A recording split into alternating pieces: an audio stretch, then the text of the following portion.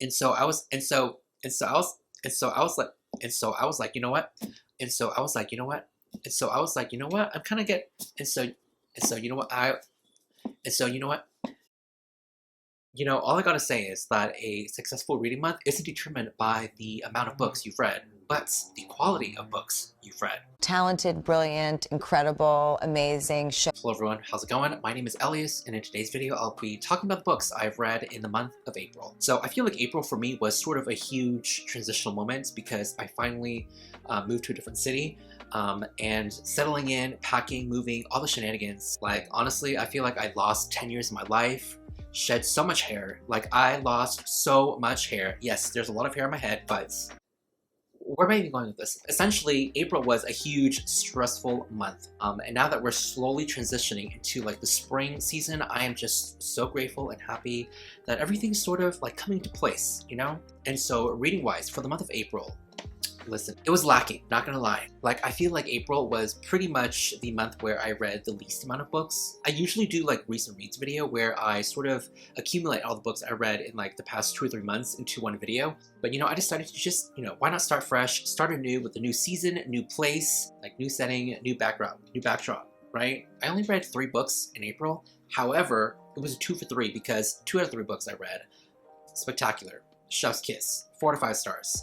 And the one book that I read, the other book, was a YA thriller, and let me tell you, it was a rather disappointing time, okay? So, alright, so before we get further into any of the books that I read in the month of April, I would kindly like to take this moment to thank today's video sponsor. Thank you to Book of the Month for sponsoring today's video, aka my favorite blue box subscription book service. I said that all in one go, be proud of me. You all already know, I love Book of the Month, they're a favorite of mine, and this month's selection is just top tier. If you guys didn't know, which is pretty much impossible, Book of the Month is essentially an online book service whose mission is to promote new and emerging authors to help readers discover the books they love. Every single month, they're like Santa's workers, okay? Every month they comb through hundreds of books to give you guys a curated selection from early and newly released titles so that you, yes you, the reader, can spend more time reading and less time researching. Like honestly, gold star for you guys. What's really important about them is that they have a skip policy, which you basically never need to use. But essentially is that if you're not vibing with that particular month's selection of books for whatever reason, you can essentially skip and you won't be charged. It's risk-free. Book of the freaking month literally has the best prices for any newly released hardcover fiction I've ever seen anywhere. The price is unparalleled, unbeatable. So if you want to get your first book for only $9.99, all you gotta do is use my code, which is literally my name, the name of this person that you're watching the channel from, Ellias. They have a really great list, a really great selection, anywhere from 5 to 7 books. Alright, so with that said, let's take a look at this month's selections. First up, we have a thriller, Breathless. This is a thriller about a mountaineering expedition gone really wrong. Next up, we have literary fiction, Yerba Buena, a story about 2 young women trying to find something to call home. Next up, we have The Hacienda, a gothic fiction about moving into a haunted house. Next up, we have a historical fiction, Take My Hand, about a young nurse. Next is Part of Your World, about a small-town romance. And Darling Girls, which is essentially a retelling of Peter Pan. Last and not least, Book of the Month does have add-ons where you can add a book to any of these selections, one of them being Book of Night by Holly Black. I am very excited to read this one because this is Holly Black's first adult fantasy, so it's also really short as well. We'll see. Alright, and so those are all the monthly selections. You guys can use my code down below, and thank you once again to Book of the Month for sponsoring today's video. Without any further ado, let's get into the books. So we have 3 books, 2 of which are basically the same YA genre, but different subcategories, and the other one is adult fantasy. We're gonna go with the worst one that I read first. Okay, so this one is A Good Girl's Guide to Murder by Holly Jackson. Where to even begin with this? Alright, so this one was really interesting. The background, the story behind it of how I got to reading this book. So when this book first came out, everyone fucking loved it. On BookTube, everywhere. Goodreads, Instagram, everyone was pretty much raving about this whole series.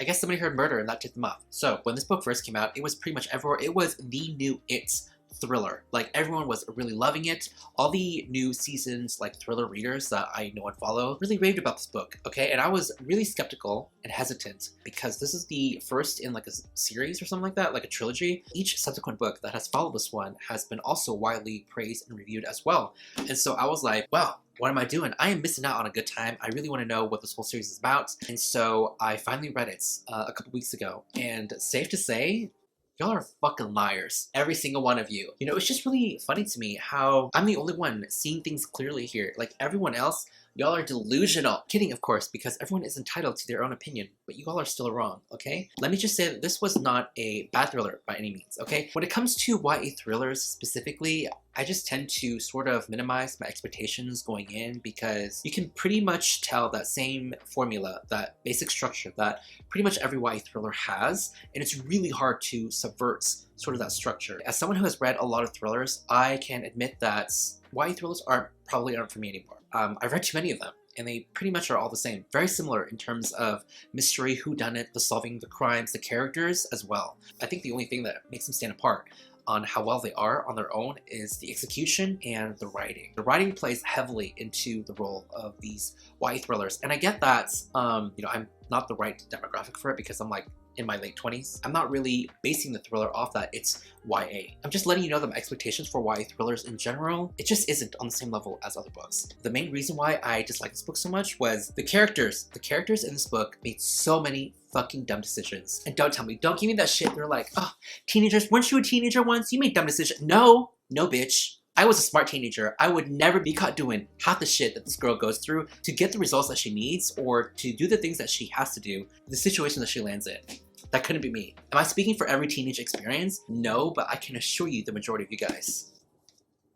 It's never gonna happen, okay? So we have our staple main character who is on this mission to solve this 5-year-old murder mystery in her town that obviously the law enforcement, the police officers, the FBI agents, whatever, CIA, none of them could ever solve because of course they can't, right? I don't know, which might be a conversation in of itself with our own law enforcement paralleling real life situations, but I'm not here to talk about that. Alright, so we have our main character who during her senior year is going to take up this project where 5 years prior to that, a popular girl in her school murdered by her boyfriend. However, the body is never found. Honestly, it didn't sound too bad. I mean, you can't really expect to judge a whole thriller based on its premise. However, I'm already getting exhausted talking about this book. Anyways, long story short, I was just really tired of these stupid choices this main character does. She possibly knows that they have the wrong person and that the real killer is still out there. However, she goes out so many times in this book on her own in the dark to figure out or to drive to a certain place to, you know, spy on someone or just to figure out and find out if that person has been there and whatnot. And I was like, child, I am tired. I am exhausted. Please, you are asking to be killed. Like, stop. Okay? Fucking teenagers. Anyways, and so she takes this case that happened 5 years prior when she was like a freshman or something in that school, and she also teams up with the brother that was accused of murdering that popular girl 4 years ago. And obviously there's romance, but that romance, I appreciate that wasn't like the forefront of the thriller book because in thrillers, I'm here for the mystery, the twist. I'm not really here for the romance or the characters, right? I'm not here for that type of story. And I really appreciated the fact that the romance wasn't a huge subplot in the book. I do know that their relationship progresses later on in the books, but let me just tell you straight up, I'm not reading the rest of the books. The mystery in here, I had to give credit where credit is due, was interesting. However, I sort of figured out like the twist very early on in the book because there are so many characters in this book, but yet, like rationally, if you really think where each character was at, what they could do, you sort of can come to terms of who the killer is. However, that wasn't the biggest deduction for me from this book. It was honestly the character choices that were made in this book for me. This is one part later on in the book where something happens to the main character, right? Something devastating. Instead of telling anyone about it because this severely affects her life, she goes off, cries, decides not to tell anyone for no fucking reason because she doesn't want to put any of her loved ones in danger. You know what? I'm tired. I'm not even talking about this book anymore. Bottom line, this book was not that great. So I gave it a 1.5 2-star rating. It wasn't terrible. It just was not as good as I thought it would be. And while the mystery here wasn't bad, nor the writing was probably the best part of it. It was mainly the characters and the character choices that were made in this book that just pissed me off. And so this girl, she thought she was the main character, literally thought she could solve a mystery. I mean, she did, but like literally she pulls off so many unethical stunts to get what she wants or what she needs. Like breaking into someone's house, couldn't be me. Hell no. I feel like if Holly Jackson ever wrote an adult thriller, I would probably read it. I probably won't be continuing on with the series because y'all fucking lied to me. Because all of you seasoned thriller readers, this wasn't even a good time to escape, like a good, fun, fast time to escape the time. Like, this book made me angry. So, you honestly could think that this was one of the best thrillers you've ever read, and angry in my opinion. But honestly, I'm just too tired to give a fuck. So, I do genuinely believe that this would be a really great thriller for any newbies, anyone who wants to dive into that genre in of itself. Before you even want to maybe start any adult thrillers, I feel like this book might be a good fit for you. But there you go. I stand my piece. I honestly should have saved this book for last because talking about this book, I'm exhausted. I'm exhausted. Alright, so the next one is also another YA read, and this one is House of Hollow by Crystal Sutherland. You guys, this was a really pleasant surprise. This was actually really, really good. Really solid.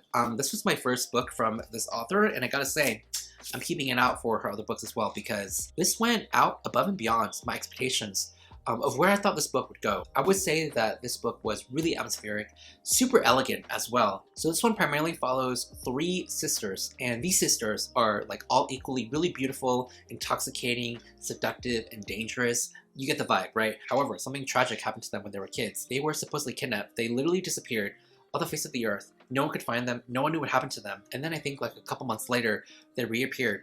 However, their appearances have changed. Their eye color has changed, their hair is now white. The reason why it's so devastating is because they used to have blue eyes and now they have black eyes, which is like a terrible fucking thing. I know, because I have brown eyes and let me just say. So anyways, we have these 3 sisters whose lives are irrevocably changed forever. And so later, growing up, they're soon sort of like embraced while at the same time being ostracized for how they are. How different the vibes that they give off. People are just weirded out by them, but they can't help but feel attracted to them at the same time. Right, so the youngest of them is a senior in high school. And so she finds out that her oldest sister goes missing and she doesn't know why. And so she meets up with her second oldest sister. So they actually take the journey together, take the plunge and spiral down into this really deep, dark world of the mysterious circumstances of their sister and what happened back then when they all disappeared, who they are, and what actually happened. You know, I don't really think I did a good job explaining what this book is about, but there you go. I really think that the strongest point from this book were the characters, the story, and the writing. The writing was like on a whole nother level. Like I was just honestly surprised at how good it was. And the story was really interesting. I would honestly say it's like a mix of like Stranger Things with like a grim fairy tale, for example. But yeah, the book itself is like really short though. It's like literally less than 300 pages. But contrasting that, the experience itself was just so much more rich and full in my opinion. But yeah, I really enjoyed it, really liked it. Definitely recommend 4 out of 5. So, alright, last but not least, we have The 5th Season by N.K. Jemisin. Alright, so this was also another book that I was really hesitant going in because I've heard so many good things about it. I first heard about this book a few years back and I never got the chance to read it. When the other books came out in the trilogy, everyone was saying like this was literally one of the best fantasy books they've ever read and it was just amazing. The characters, the writing, everything about it. Fantastic. Chef's kiss. A+, 10 out of 10. And so you know what, not gonna lie, I was getting in with the hype. I was like, you know, maybe it's my time to read it, and finally I got the good opportunity because this was one of the book picks for the Late Night Book Club. And so the other thing about this book series was that everyone was saying, no matter how good it was, that it was really hard to get into. The first 100, 150 pages or so, everyone's just saying like, just plow through it. It's gonna be really difficult to understand everything at first because of the terminology, the world building, the characters, but once you get past like the 100-page mark, everything will basically fall in place and click well for you. And so that portion, that tidbit of information, kinda made me hesitant going into this book. But honestly, I didn't even need to worry about that at all because literally I only read like 30 to 50 pages of this book and I was all in. Like the world building, the characters, everything about it. I don't know if it attributes to the amount of fantasy books that I read. I honestly thought this was really easy to get into, basically on the same level, the same par as any other fantasy book out there. Like the semblance of difficulty to understand what is going on with this world, I would probably give it like a 4 or 5 out of 10. You know, it wasn't easy like a YA fantasy, but it wasn't like super difficult either as well. I honestly found the first book of Mistborn to be more difficult getting into than this one. So, however, I would say that I didn't really enjoy or get into the world until like after, I would say, maybe 200 pages into this book, like halfway through, because I actually wasn't that invested or really cared for any of the characters yet so far, and it kind of worried me because everyone was saying it was so good. I was more worried on the hype of the book, on how good it was, versus the difficulty of the introduction of this book. Like for the first 200 pages, I would say that this was like a 3-star read. Didn't really care for the characters. I thought the world building was really interesting. The magic system really reminded me of like Avatar: The Last Airbender, if they mixed like waterbenders and earthbenders together. It wasn't until like halfway through the book where I finally got invested into the characters and just into the whole story overall. When I read the blurb for this, I still couldn't get it. I didn't even know what this book was about. This book primarily follows 3 distinct POVs, and in this world there are people who can basically control the earth, sort of like an earthbender from Avatar: The Last Airbender. How they use these abilities sort of like has to do with the energy that they pull in around them. And so we find out that these factions of people who have these abilities are essentially used by like the governments in this world. And so it sort of follows these different characters going through their own journey of their own abilities, of their own person, falling in love, finding love, And so I'm just going to leave it pretty vague at that because I went into this book knowing very little, next to nothing, and I thoroughly enjoyed it. If you have heard this book and you really have heard all the reviews, all the likes, all the praise, I would say that it's pretty much warranted. I would say that this book might be a little hard and a little difficult for new fantasy readers to get into. So Noelle, one of the co-hosts for the Late Night Book Club, when we were talking about this book on the last show and discussing it, she said that this was a little hard for her to get into at first, like halfway through. And so keeping with that in mind, I would say that the other difficulty aspect this book has to offer would be the perspective that it's written in. So we get 3 distinct POVs. One of them is written in second person point of view. I would have thought that I myself wouldn't have enjoyed it as much, but I honestly thought it added a whole new layer, a different aspect to the story overall. Like it just kind of elevated it to a whole new level. But yeah, I think that's pretty much all I have to say for this book. Highly recommend, thoroughly enjoyed, and I do plan on reading the other books in the series as well. So 4 to 5. Please let me know down in the comments below which recent books you guys have read and loved. I would love to know. I need some new recommendations. Any genre, honestly. However, if you have any like good urban paranormal fantasy recs, I would love to know because I'm binging True Blood right now for the second time. Urban paranormal fantasy is like my guilty pleasure. I love that genre so much. Like I literally read 2 7-book, 13-book series like every year as comfort reads. So yeah, if you guys have any recs like that, please let me know. So thank you so much for watching, guys, and I will see you all soon with a new video. Well, what can I, honestly, what can I, you all, honestly, you all already, honestly, you all. Hi everyone, welcome to this house. You're doing great, sweetie. I'm keeping that in. Next up, we have the hacienda. Next up, we have the hacienda. Next up, we have the hacienda. Next up, we have, however, you can't really base off a thriller because this was one of the book, because this book